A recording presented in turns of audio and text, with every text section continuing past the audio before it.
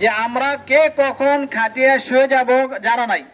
এজন্য আমাদের কবরে যাওয়ার যে সামানা বা নেক আমল সেটা আমাদের করা দরকার। আর এর মধ্যে আমি সালাতুল জুমার আলোচনা বলছিলাম যে নামাজ এটা আমাদের ইমানের পরে সবচেয়ে গুরুত্বপূর্ণ বিষয় এবং বড় ইবাদত। এই নামাজের মাধ্যমে আল্লাহ তাআলা আমাদের জান্নাতের সাথীর ব্যবস্থা করে দিবেন।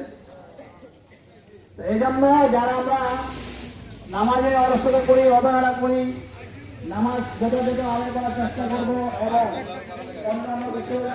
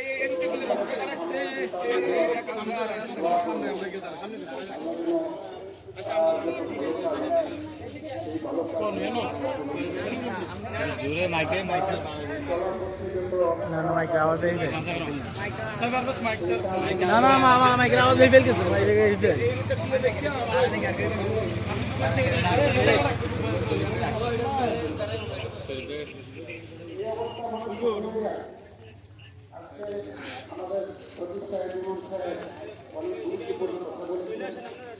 তো আমরা এই কথাগুলি মেনে চলবার চেষ্টা করবো নিজের প্রয়োজনে এগুলো আমরা শুনলে অবশ্যই শুনি। দেখা हम सब मुसाफिर है